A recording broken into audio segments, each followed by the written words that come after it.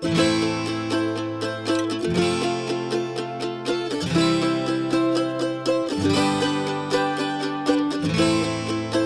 we're back with the Ekklesiacast again. It's Chris and Jonathan here. Happy to be back together again. And I know Chris is prepping very soon for a trip to India, and looking forward to that. And so we'll have to see what we do with the podcast while you're gone. But so when are you leaving for that? July 5th through the 18th is when I'll fly out of Flint here. And should arrive there on the 6th, July 6th, and then fly out the evening of the 17th and be home on the 18th. I'm hoping on this trip, we're trying something new on this trip. With our site coordinator, we kind of talked last time we were together to try to do more groups in the time frame that I'm there.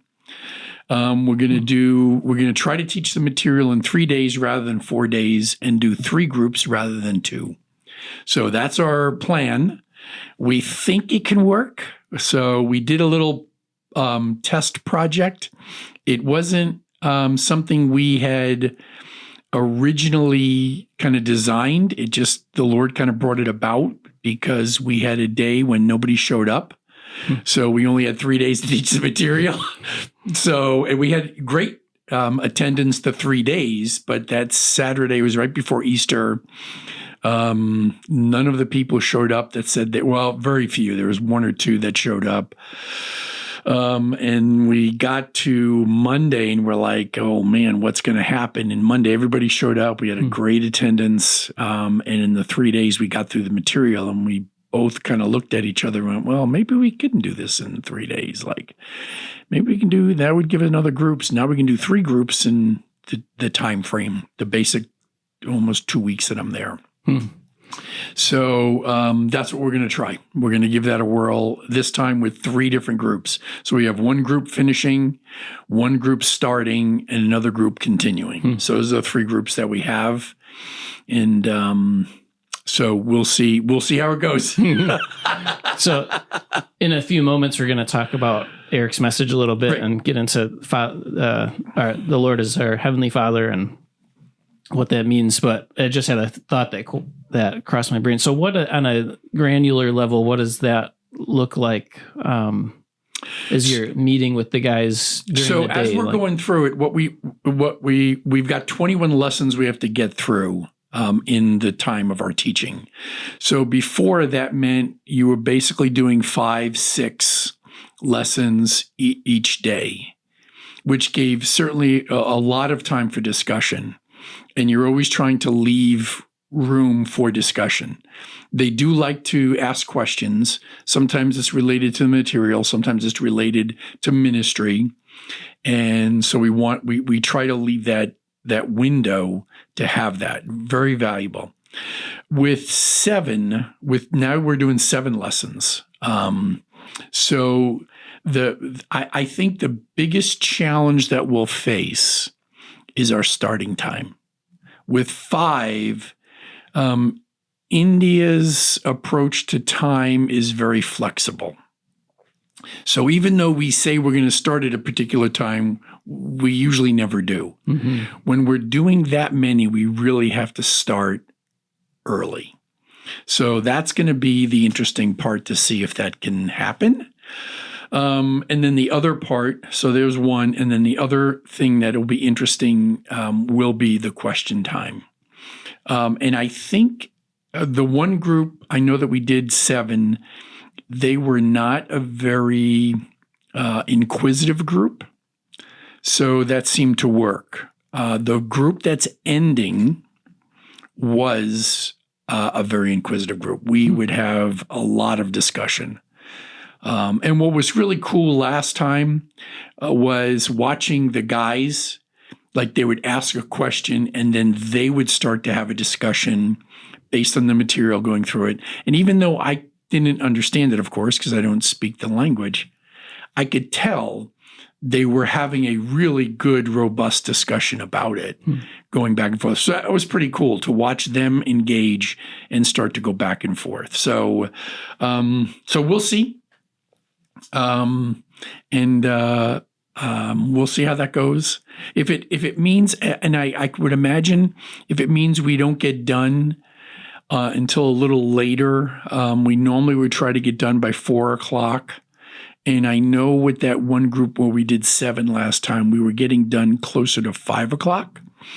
And they didn't seem troubled by it, and I'm good with it. So we just would let it go a little bit longer, and we would have our questions and we would talk. So that's what I'm imagining. But it allows me in the 2 weeks that I'm there to be able to, if I can fit in another group, that would be great. If that's the case.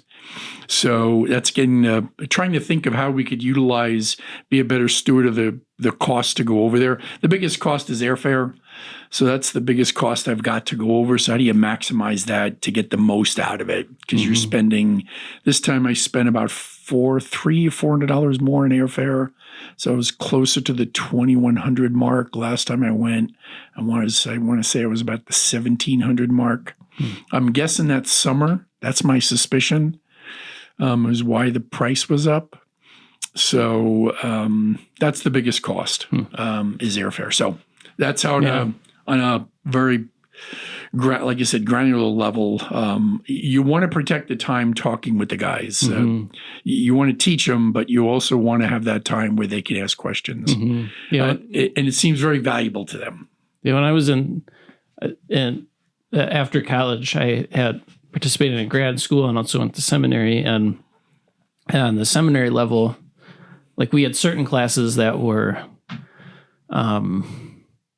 they were all attended by students that were my age, so in their 20s and early 30s, and had no real ministry experience. And those, they weren't bad classes, but you'd be working through and studying stuff, and you'd know that, like, what practical level does this have for church ministry? And so it's like, it's stuff I need to know, but what's the practical side of this? Like, what am I preparing for? How is, like, take, for instance, what we'll talk about in a few moments. What does the theology of God the Father have to do with life in the church? And is, some 80-year-old woman going to come up to me and ask me to describe the inner workings of the Trinity and how that all works out? It's like, I don't see how that's going to play out. But what I really benefited from was both in more so in the grad program as a part of just the way it was set up, because it was more modular, like what you're doing overseas. But some of our seminary classes, we would have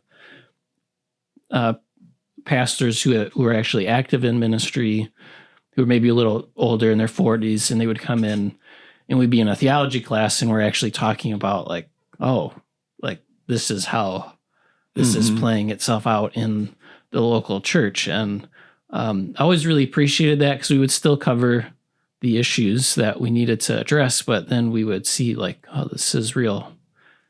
There's real practical reasons for us to be exploring these things and knowing this. And that's exactly it. And so then you take that another step and go into a different cultural context.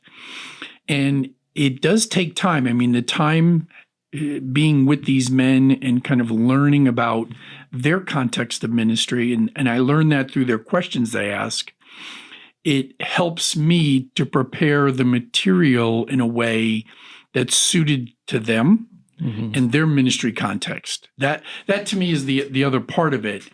Like you say, like, it was valuable to you because you were ministering in the same context, same culture, language. So it's very straightforward, applicable. And a lot of, sometimes we get into these discussions where I'm asking them, like, in your context of ministry, how does this work? And I try to get them to tell me. And sometimes the difficulty I have is because they are a more vertical society, they're shame and honor and vertical in nature in terms of their relationships, because they see me as older and more experienced in ministry. It's like sometimes they hesitate. They hesitate to ask. So I'm always trying to draw them out to ask questions. Like, it's okay to ask, and we can kind of go in. So it takes a little bit to cultivate that for them to become like comfortable to ask the question, knowing that we're just trying to search for an answer. It's not an answer like, I want you to be like an American church. I want you to be like an Indian church, and I need to understand a little bit about India and how you minister so that I know how I can step into that. I know what's culturally appropriate or what really is, you need to alter that. Like that's not, it's not affected by culture, and really what you're doing is not good. Like that's an unhealthy practice that you're doing, or offer some suggestion of how you could do something and so forth. So that's why the questions are really helpful, because they give me that window. And then sometimes I just ask them straight up, like, what, so how do you guys like, how does this work in your churches? Like, how does this work? How do you do this? How do you do this? Like this time, the fourth workbook is really focused on ministry and the position of elder and those kind of issues. And so what I'm really curious in talking, when I get there, one of the things I'm curious about is how they determine, like, we're going to present some things like, here's some ministries you can have. But to me, it's more what I'm curious about is, well, what ministries do you need as the Indian church? Like, what are the things that you see that would be valuable or beneficial to your ministries? And then how do you help them like figure that out? And some of that is, which this is my suspicion. So I maybe I'll be right on this. You know, I'll find out certainly in this trip. For them, I think it's going to be how they as leaders think about ministry and design ministry. From what I'm seeing thus far, it seems whatever ministry was, that's what they do. I don't see a lot of creativity in trying to think about ministry. So, I don't know what that is yet. So I'm curious, and I'm thinking this trip may help me on that one, because I think in ministry you've got to be. There's an element of creativity with ministry as you're looking at your context, trying to figure out what you should be doing. Where we're always doing that. We're always thinking like, okay, what should I be doing? How can I do this? Where should I put my energy and my effort in ministry and so forth? And so I'm curious to see how that will go, especially as I see they're limited. Some of them are very limited. Some of them are bivocational, or straight up vocational pastors where they're doing this on the side, and how they can think about this and figure it out, to do this. So, I think this one was going to be interesting, and it's a good group for me to learn from, because this is the first group I had going over. So, and it's just been a really good group of guys. We've had some really, really good discussions. A lot of fun with this group. We've had a lot of good times together. So it'll be sad to see it end, but exciting to see them kind of go on. Like that's the whole point is now go on, use what you have, use it with others, get other leaders together and use this, like you now teach it kind of thing. Like you just keep passing this on. Don't hold it. Pass it on, raise up leaders, pass it on, push it out. And that's what you want to be able to do with it. And hopefully that'll take place. The new group was starting, different part of the city, same city, different part of it will be going into. So, we'll see. And then the other group, great attendance for the 3 days that we had it. We had just super attendance. We probably had 30 people. We had a lot of people. So we had a number of men, but a number of their wives as well came, and just really good attendance. Some really interesting questions about women's ministries and that kind of stuff. So just that one we'll continue on with. And then Lord willing, in October, there'll be a new group. So we'll be going outside of this city about an hour and roughly an hour and a half northeast, to another new group. And this is a pretty big network, this guy, Pastor Timothy, and we'll start up there and see what comes of that. So we made that connection last time, went on a vision trip up there, and met Pastor Timothy, and so we'll put that one together and say he's got a pretty big network. He's probably got 70, 80 churches that he's a part of. So we'll do an initial connection up there, and that one could mushroom out and kind of balloon out. We'll see what takes place. We'll see where that goes. Yeah. So just a lot happening. The Lord seems to be doing a lot there, and just it's crazy in India, all through Southeast Asia. Southeast Asia is just, the gospel is just really moving around a lot of places throughout Southeast Asia, throughout Asia, Southeast Asia, the Near East, the Far East. Just a lot happening there. So it's pretty exciting to see. Africa's active as well. A lot going on there. So it's wild to see the gospel. I know we look here in America, kind of see this slow growth, this very negative growth kind of as we're watching this, but it's not happening globally. Globally, the gospel is really having an impact. So yeah, I was actually just thinking that, because I think last time in our podcast we talked just about I forget why we talked about it, but we were talking through some of the struggles of the slower growth of the gospel here. And it's, if you get discouraged by that, probably the encouragement would be to see that the Lord isn't, like, he hasn't stopped building his church, and it's not, all is not lost. It's just, we're in the midst of some slower growth. And you see that in the New Testament. I know we got this other thing going on, but you see that in the New Testament with the letters, as Paul is talking to these local churches about the advancement of the gospel, when possibly in Corinth or these other cities, there was a slowing of growth of the gospel. He was continued to talk about this other aspect of the gospel. You know, it's this both and that goes on. So yes, we are local, and we are engaged in it locally as we're participating in the advancement of it. But there is this other aspect of it, and I've maintained that one of the benefits of a plurality of elders is that then you can send elders to the mission field, which gives the local church the window into the global church. And that's always a healthy connection. And, I'm just very grateful that the fellowship is willing to do that and allowing me to go and participate that way. But the benefit to us is real, because we continually see that window. The gospel is growing. It is advancing.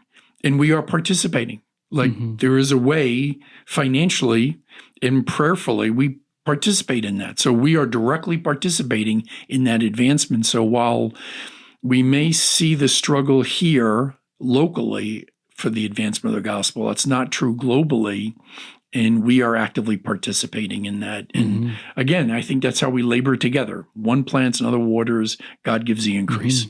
And that's what we're involved in. Either we're planting, watering, or seeing the increase come. And we just praise the Lord for that. Like, just be thankful and be faithful to where the Lord has called you. And we just rejoice in that. So like on this session, we'll talk about missions in terms of the sender and the goer, as they refer to it. So the sender is the local church. You're sending, and that's what you're doing, and you're participating, like it's coming from you and so forth. Or you may be a goer, like you may be the one going, like maybe that's what you'll have. And in India, it's crazy how these guys, it's wild how the Lord gets a hold of them and they just go. I know in America we got it all organized, but they just go. And then they're out starting something. And so it just is, it's like, okay, this is very different. And maybe there needs to be a little bit of a throttle, a braking on that to make sure the person is able to go, like they are qualified. But man, if a person shows an interest, they just send them out, like just go. And they just keep pushing the boundaries, like the edges of where the church is. And they just keep pushing and pushing and pushing and pushing. It's pretty wild in that regard. A lot more adventurous than the American church.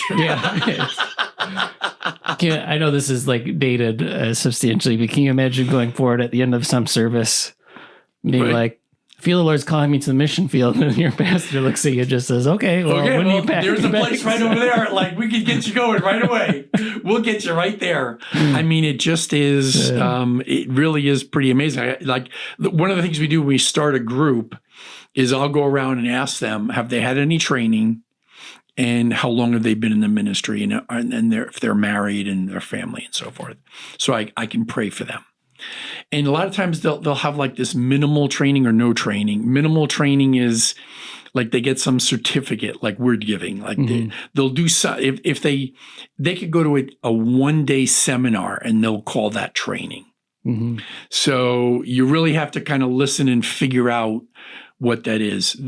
What I've noticed in India is the men who are, as we would consider, trained, have gone to either Bible college for a number of years or some type of seminary program. There's a few of them that have done that for a number of years. And those guys seem to be very key individuals. Then a number of them go through something. It might be a day seminar. It could be a 2-day seminar. A very minimal training, and then they're off somewhere and they're pastoring a church or they're an evangelist or they're doing that kind of work. And so you really do see how they find themselves in ministry with very little knowledge of how to do it. And they'll be there, the men I've met the past trip, in the churches that I was in, the men there have been in the ministry for 20, 25 years. Long time. And, you find out that they've just been learning as they go along. And so it really is pretty neat how the Lord just raises up his people in spite of some of the limits they have. And, the gospel goes forth, believers are encouraged. And like I said, even though you like to tie it into what Pastor Eric was talking about on Sunday, the idea of praise being universal, he kind of started on that point of praise being universal. And, you see that where they're just praising the Lord, like we just gather for worship. And, even though you can't communicate, you participate in this joyful worship that they have. And most of the time it is on the joyful side by just the tone of the songs. I could tell they're joyful, and then every now and then you get these more mournful, it's just like this is more of a lament. And what to me is really interesting is the first group, the group that's ending this next trip. Those guys, for some reason, when we start every session with song, so every time we take a break or do something, we'll start again with song, and they'll sing. Most of the time they're mournful songs. So for whatever reason, this group is just I don't know if it's a heavy heart or that's just my sense. The way they sing is more mournful. Where the another group, when we get together, they're just joyful. They're just singing up a storm. They're just like having a great time, And what's neat about the church there is like it's hard to get a rhythm with their song because of their language, but that doesn't bother them. They just clap. Everybody just claps, and you clap off beat, and everybody just claps. That's probably the hardest thing with me ever wanting to contribute to clapping in churches. I don't have the rhythm. And what's really cool in the Indian church, it doesn't matter. They just clap. They just clap. That's all they do. And they'll tap. It's like they're playing drums, like they'll just start tapping. And it's just really neat because you could just clap. It doesn't matter if you're synced or not. So it just really is pretty cool that way. You just be joyful. So it just is really pretty nice where I know, like you said, in the American church, you're like, should I clap here? Like I want to clap, and I'm not sure, should I? I'm not sure how that's going to be. They don't care. They just do it. So it's always fun that way when you get those more peppy songs that they like to sing and you do it. I have not heard, and I've been there a number of times now, And I really, maybe once I've heard a song that I'm like, I think that's a Western hymn that's been put to their language. But for the most part, somebody's writing songs for them. And they have their own songbooks and, they'll sing out of them. But for the most part, I maybe have heard one song where I'm like, I think that's a Western hymn. Like I can sense by the way they're singing it, sounds familiar to me. But outside of that, but the only time, most of the time, it's just their own songs. Yeah, it's interesting because when I was pastoring in Ovid, we had a gentleman that was a part of our church that was a missionary in some, it was more third world type country. I can't remember exactly where he was, but one evening for an evening service, I think I had been sick all week or something, so I had a mission video that we watched during our evening service, and the mission video showed, I think it actually was in India, but it showed them singing. And this missionary came up to me afterwards. He's like, if I had one regret from my ministry overseas, it was that we never really let the people there have their own music. And he said, we just imported Western music, and it was totally didn't fit their culture. And he's like, after watching that, I see how much value was lost in not allowing the culture to have its own music and to embrace that. But because that was back, when music in Baptist churches had a particular style and rhythm and very solemn, and not many foreign cultures operate under that same worship mentality. Like it's very thrilling as we kind of, to tie it back to Pastor Eric's message, you read that from a fundamental Baptist background, and you see him, we're mentioning the word dancing and tambourines, and it almost makes your hair stand up straight. Well, it does take time. When you think about just writing music, someone's got to write it, someone's got to write the song, and then someone has to put it to music. So it does take time once the gospel kind of saturates an area for that to kind of rise up. So I mean, I get that, like it takes time for that to take place. But once it takes root, you got to let that go. And that can be the hard part. Like you import some music, you quickly translate it. You've got these foreign instruments that don't really fit that culture. And like you say, then if you add all the other cultural things that we bring with that we wind into Christianity, it creates kind of a mess. I think that's one of the challenges with missions is to step onto that ground and have the right contextualization. I know that was big about 20 years ago as the church got more involved in training and teaching on the foreign field, and better able to church plant in the foreign field. Contextualization was the big discussion on the topic. Like, how do you contextualize the gospel and not lose it, but have it in its proper context? And that's been a great advancement in missions to contextualize. And we brought that home even into our country. Like, how do we contextualize? We have to contextualize the gospel, which means we have to look at our current culture and then figure out how that fits into our current culture and how we live in that, because that's how we live. So an easy example would be we use a lot of business terminology, sports terminology. Those are social media terminology. Those are common cultural markers that we have connectivity to. So people understand what we're saying and we speak that way, And I think that's what you have to do as you minister now today. You have to just engage with some of that stuff and walk into it and bring the gospel into that context. So, but it does take some time for that to take root and for some people to start doing that. But like you said, you got to let that happen. And if you don't, then you end up with, you're just importing whatever mess we have, we're going to import it into some other culture into the same mess. Yeah. I know the first time I went to India back in 2009, 10, remember talking to some believers there, and the big issue back then in the area of India that I was in, which was the southwest corner, was women adorning with earrings and so forth and not.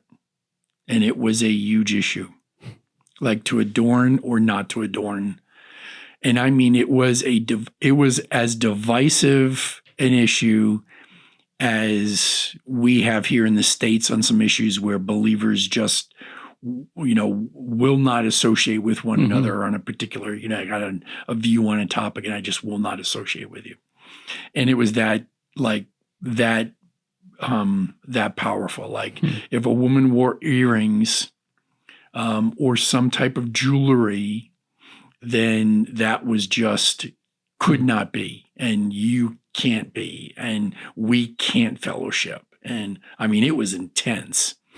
And I just remember going like, whoa, this just reminds me and that was, so we're going back that many years, I remember to go back to the days of, women wearing pants or skirts, we're going back to those kind of battleground things that today people kind of laugh at, but back then it was such a big issue for people and believers. And so it just was a huge issue in India. And I mean, it was, then they ask you questions about it. Well, what's right? Well, okay, let's go into this passage that talks about this. And what is he actually saying? Is he prohibiting it? Or is he really saying something else? And so you got to kind of walk through and try to teach that through and try to help them see from the scriptures how to develop your convictions and what that means. Yeah. And again, that comes from some very hardline teaching by some very key teachers that then hold sway. And that's not unlike us. I mean, we do the same thing. Some key teacher teaches something, and everybody develops their conviction based on that key teacher. And then suddenly the bottom lines are drawn. And we're not really going to the text or teaching people to go to the text to develop their convictions, and how to live sometimes in some of these areas that we may have some room to disagree. So yeah. Sometimes you step into stuff and you don't realize what you're stepping into. And you kind of watch reactions and you realize, okay, that was probably a landmine. Yeah. Didn't realize that one. What's going on there? And since you don't know the language, it's kind of hard sometimes to tell, like what is happening. It's when you just trust the Lord, and hopefully your site coordinator can help translate for you to get a sense of how to clear up, clean up, or further clarify. Because we even though the United States is pretty similar culturally from one place to another, but when I first started youth pastoring in Minneapolis, that was one of my first experiences with ministry, was learning about those landmines, because we had some young adults that were away at Bible college and were going to be coming back. And I was really thrilled that they were coming back, because it was like extra hands to help with the youth group. And I was envisioning all these things we could do. So I was super pumped. And I went to one of the parents and I was just probably bubbly with enthusiasm about these college kids coming home. What I didn't know is that before I had ever stepped into the role of youth ministry, there were some hard feelings between some of the parents and some of these young adults. And the parents just, their eyes changed when I started talking about it, and I could tell they were not happy. And I was like, oh boy, there's a landmine here. Like, I better be careful what I'm doing here. And it is. It is, it's just ministry. And that's what I see. I mean, when you see the global church and you participate with it, what I've said on the field, and as well as when I'm back home, the sin nature is the sin nature no matter what culture it's in. It may manifest itself differently, but it's the sin nature. The problems are the same. And when you talk to pastors who are shepherding churches, there is a commonality of stuff that you just find. It's why there is a fellowship amongst elders, because there are similar things that they struggle with. And, when you have those conversations and they're talking to you about some of the struggles that they're having, you're realizing it's the same struggle that we have. It's dressed differently, but it's the same thing. It's the same problem. The sin nature is the sin nature. The world is the world. The enemy is the enemy. Those don't change. Those foes that we stand against don't change based on culture. They're the foes. They just manifest differently. And so that to me is the other, benefit of having enough years of ministry that you can listen to stuff, and you got a lot of resource to draw on. The Lord's, given me a lot of experiences to be able to draw on, to be able to step in and then kind of provide some wisdom. And a lot of times that's what it is. They're asking questions and I'm praying for wisdom as they're asking questions. Like I'm hearing the question and I'm like, how do I answer this one? And I really appreciate people that pray for me while I'm on the trip, because, it just gives me a boost of confidence when I do face that and I have to come up with an answer. I just know people are praying, Lord will give me the wisdom I need. And, he'll direct me into a passage of scripture, or I'll be able to address what's really being asked.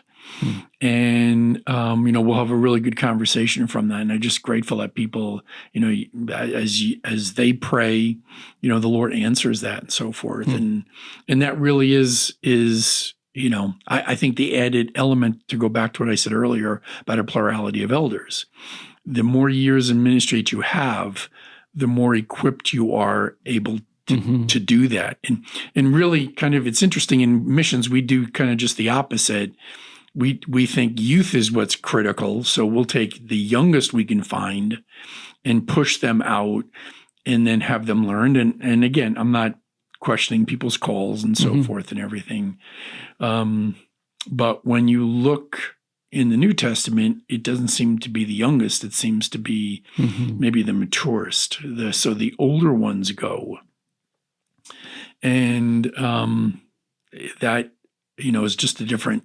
When the church at Antioch had their leaders, the two, no doubt, key individuals, Barnabas and Paul, it was that they sent out.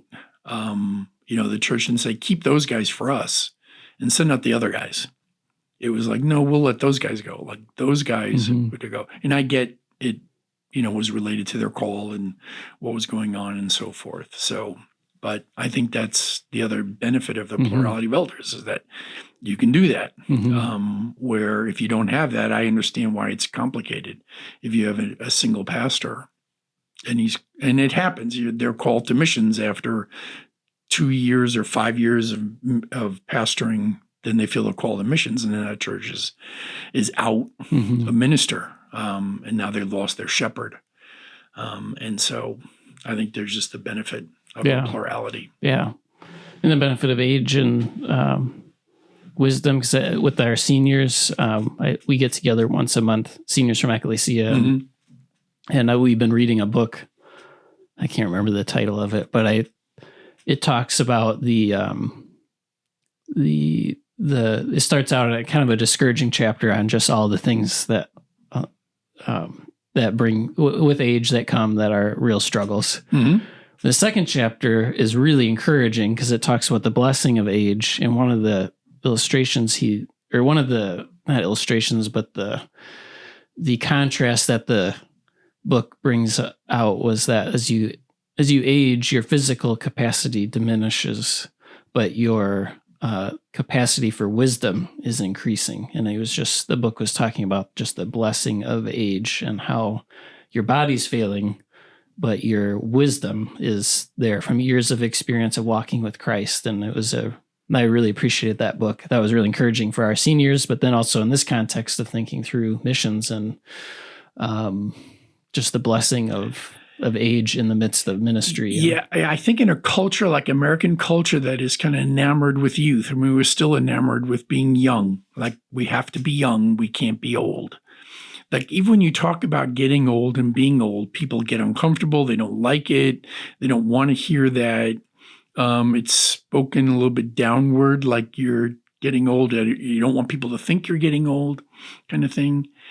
And it is so contrary to the biblical idea of age and aging and the benefit and value of it that comes from it. And when you look at you look at the biblical examples. I mean, look think about Abraham. When did the Lord use him? Like the Lord used him a lot. Okay, I understand that. But what would we say is the height, the pinnacle? Mm-hmm. Well, the birth of his son, the true son, right? Mm-hmm. When Isaac was born, and then the great example of him offering him up. Like, at what age was that that was happening? You look at Moses, you look at David, you look at Nehemiah or Ezra. Like, you look at these figures, and it's not early in their life; it's later in their life that they're used. You look at the disciples. You look at Paul, Barnabas. I mean, we look at this. John and his writings all came when later in his life. And there's only one exception, and there's maybe a few extra, but Jesus is the but even then, when you think relative to life, I mean, life expectancy, he started ministry at 30 years old. 33 is going to culminate it. So it's just a different view, and it's really hard to get senior saints to realize, man, you have an important ministry, like a vital ministry, and to get them to see that, where we're so enamored with the physical, like I can do stuff, and so I can't do stuff anymore. And it's like, because maybe the Lord wants you to do something else. Like there is a transition, and you have to be able to transition and do that, and let that happen. So, it is just a hard thing to get people to see, that your age doesn't restrict you in ministry. Your ministry just changes, and you've got different opportunities. I find now that I'm old, it was interesting. When I was in seminary, there was a pastor who would come, probably one of the favorite. When he came, I always enjoyed listening to him. And he spoke with a frankness that I attributed to his years in ministry, where other guys would speak with like they had time in hand. We have enough time. So they spoke in a way that wasn't frank. This guy spoke with a frankness, and it came from years of ministry and like recognizing the day. And I always said to myself, like, man, I wonder when I get there, will I do that? And I still think about that. I think I do that. And if Sunday's any indication of Sunday's message, I might do that again. But the way it's kind of working in my heart right now, because I think there is something with age that does that. Like, let's just cut through this and actually speak this, because this is what matters, not that. And so when I think that does, and really when he would speak that way, it always caught my attention, because I'm like, that's wisdom speaking. Like, I need to heed that. I need to listen to that, because that's wisdom speaking. And to me, that's the benefit of it. Like, that's wisdom speaking. And he's learned some things, and I need to listen to that. That's valuable. Not that our peers can't help us and so forth, because I think there's great benefit in your peers and working with your peers. But there is that advantage. And I think we've lost a generation of older men, of older saints, because I'm not saying the church has done this. I think they might have done this, that they just think, they bought this American idea that I retire and I go do my thing and I just leave. And it's like, well, you just created a huge void Because what I'm seeing in the younger generation is they want older people, they want relationships, they want to learn, they want to have that wisdom and perspective on life. And you look around, there's not many to be found. So my hope is for your generation that having seen the void, that that younger generation will fill that void in 20 years, where there'll be a cadre, just a huge number of people that they're really shifting in their ministry, but they're engaged in a very different way, which to me bodes well for the future, because it'll fill that void where right now I feel like there is a void. We have a few, but man, not many. That can do that. And this is probably personal gifting coming out, but that's like some of the real blessings of ministry, like just I texted you about it earlier today, like some of the youth want, and it's like, that's just super encouraging, like saying, hey, like we just want to talk about our walk with the Lord. Like we want to get together and talk about that. It's like, okay, right. Like we could do that. I would love to do that. That's just so encouraging and blessing to see the younger generation. And to me, that is the benefit. So this sounds strange to some people maybe, but to me, it's the benefit of living in a fallen world. And it's clear black and white now. There's no more, we're in this post-Christian era, which means we don't have a cultural claim anymore. And we can bemoan that and begrudge that and resist it, fight it, get angry about it. Or we can just recognize we are that much brighter as we're living in the world. And your walk and your life with Christ is far more significant and meaningful.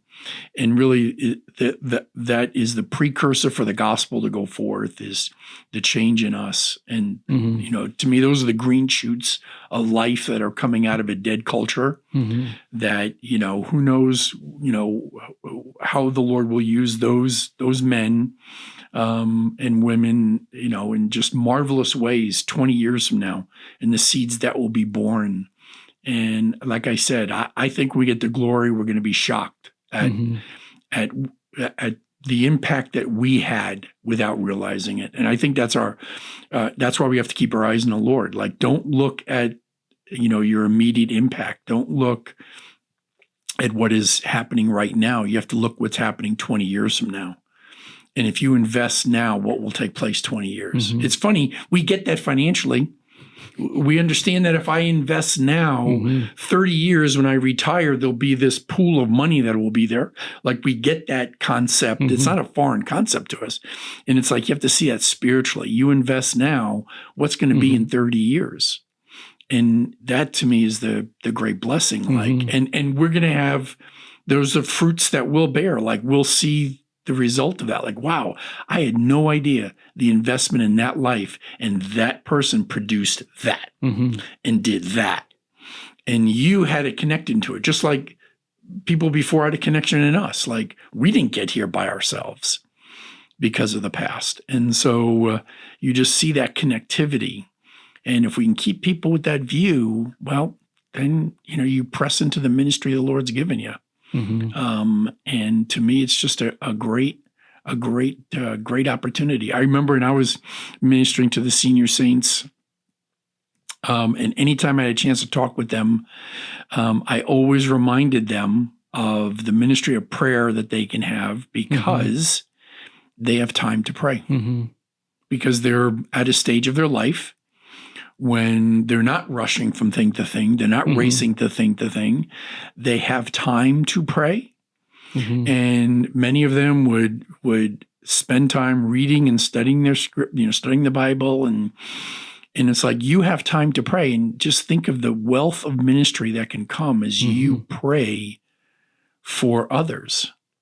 And if you just engage with others to find out what their prayer needs are, like, how can I pray for you? So you could pray for them. You have the time to do it.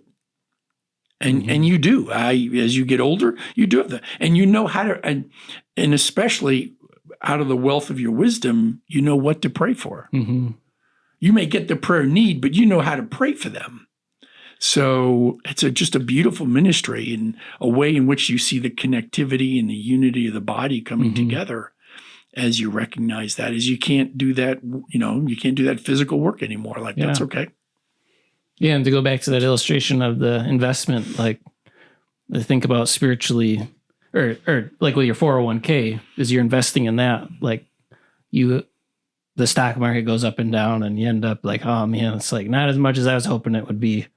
But spiritually speaking, behind that is the Holy Spirit. Right. It, will never fail in what he sets out to accomplish. Right. And so all the labor that you're pouring into your walk with the Lord and the hours invested in people, like, it's like a guaranteed 401k investment. Right. Yeah. It's the wealth of, it's storing up in heaven, that wealth of treasure. Mm-hmm. Like it's crazy how you can ensure just the blessing.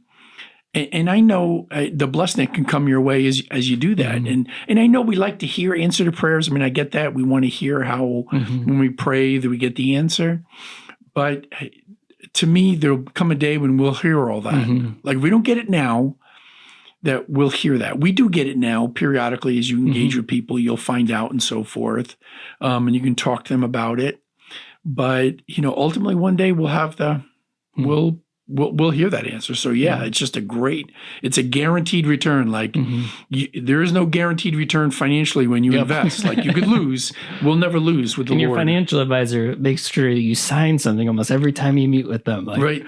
You realize this is can't guarantee past performance is no guarantee of future result. I think that's how they always say. Right. It's like, well, and yet we can be guaranteed. Like, the Lord He will do this, and what just a joy that can take place as we engage in ministry that way. So great blessings that can come our way.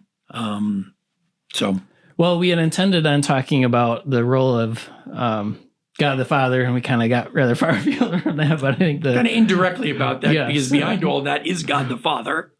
Yeah. So, but we had a great message from Eric yesterday talking about trying to think of how to summarize it, how we're all worshipers, and just the unique way in which Psalm 150 presents that to us. So, a really good message that we intended on following up, but we probably don't have time now. So, but good discussion nevertheless. In light of that, maybe go back and re-listen to the first few minutes of this podcast to hear and remind yourself of how you can be praying for Chris as he goes to India July 5th. And I think just based on what we heard today, just better informed in how to pray. So that was good. And Lord willing, we'll be back again next week to continue where we left off. So see you then. Good.